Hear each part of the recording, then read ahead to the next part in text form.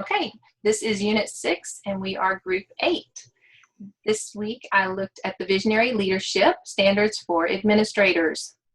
The Horizon Report 2016 K-12 edition says that our administrators should be supporting and promoting excellence in the following trends.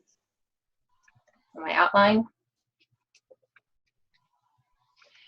In the next year, or within the next year, we should see more makerspaces, which provide hands-on learning, which promote creativity, higher order problem solving through design and instruction, and our users are also learning their new interests. Google and AT&T are even investing in these programs. Online learning is more readily available. Our students are bringing their own devices to school, and more one-to-one technology is being provided by more and more schools.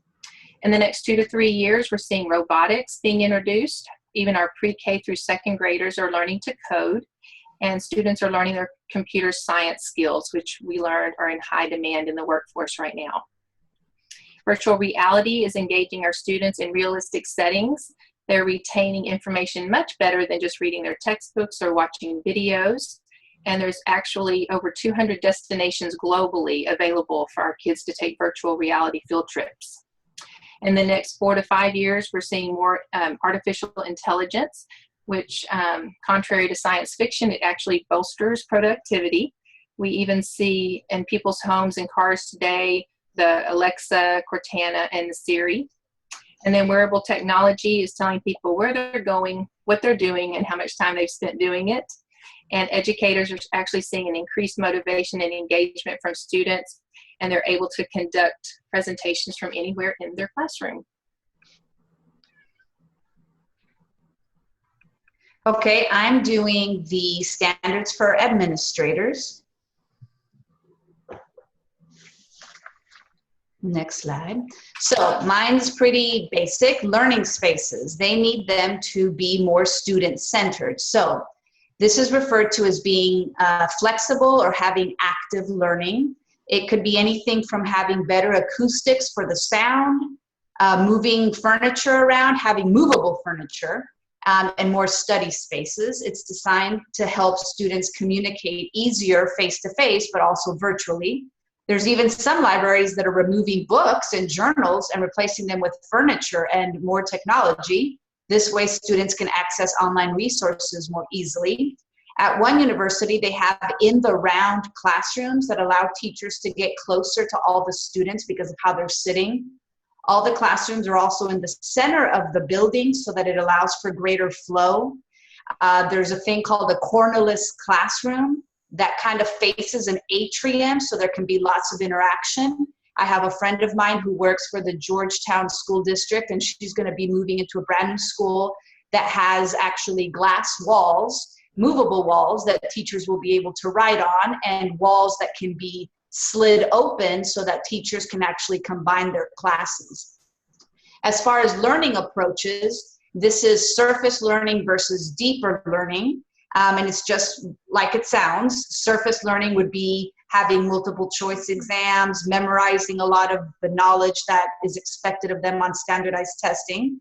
And obviously, deeper learning is using what they've learned, their knowledge, their experiences, and applying it to their what they personally know. So there's something called PBL, project-based learning, and it has students drive their own learning by researching an objective and then reflecting on it. The point is for students to think critically. So this kind of learning needs students to make connections in the classroom, but make them into the real world, and that's why the use of technology and these learning spaces is so important.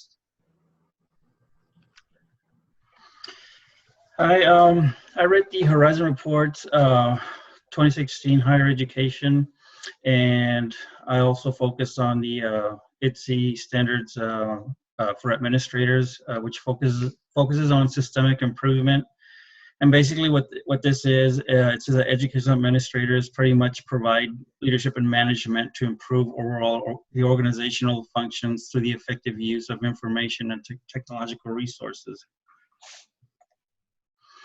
One of the things that we implemented this year it was online web registrations.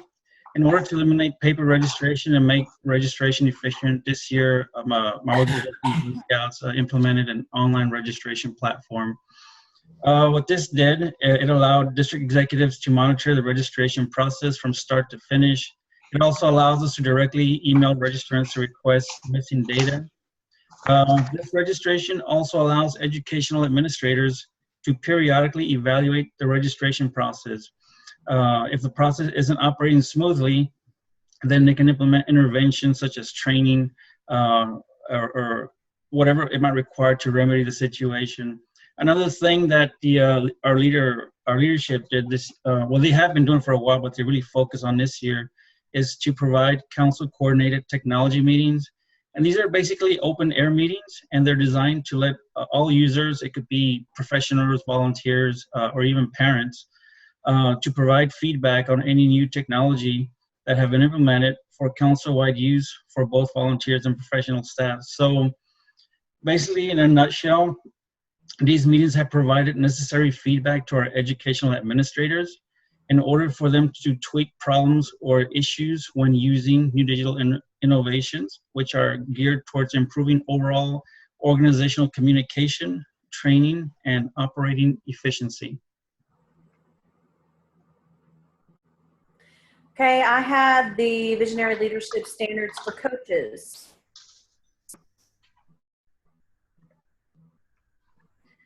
I focused on, I read the K through 12 Horizon, 2016 K through 12 Horizon report. The information was great, but I instead focused on the current, what's happening now to get to the 4, the 5, the 10-year, future, technology aspect. So going past the typical lecture style of learning for professional development, one thing that our school district does is they do a tweeting session so that instead of, getting the typical lecture style, here, let's just, talk about it. No, we get to actually discuss it, and we tweet out our opinions or, stuff that's interesting, resources and things that we found. That's the type of professional development we use. I've also seen the blended. So instead of doing like all of our STAR stuff at, at work and having to stay after for meetings, we're also allowed to take some of this stuff at home as well. So that is one thing I did like about the coaches. And there's other aspects of, doing professional development than just going, hey, let's talk about it and lecture it. I did do wearable technology for students and for coaches. The student one I did was because I like the idea of increasing the girls' interest in STEM using the bracelets to learn code. I've used similar things with that with the boys, except for I've used Legos. I also like the idea of the wearable technology, especially in the form of translators, since a lot of the campuses, a lot of them are going Bluetooth so that the translators, it's easier accessibility, especially when testing. For the coaches, again, the translators, very helpful. I do like learning to redefine the world of teaching and learning. Again, there's so many other options than the typical, you don't have time anymore to sit and stay after school for an hour or 2 hours to get professional development. Why can't you just get it at home? You've got the virtual training, you've got the online training, you got all kinds of stuff. But again, even in a one-to-one school district, we still have our issues.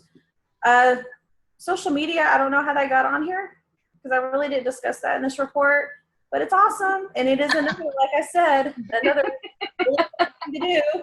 Like I said, tweeting, Facebook.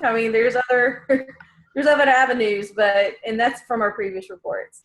So all I got to say, this is our last. Thank you for watching all of our awesome units. Thank you. Thank you, and have a great night. You too. Yeah, I came home and make a Twitter account after TLA. I was feeling so left out.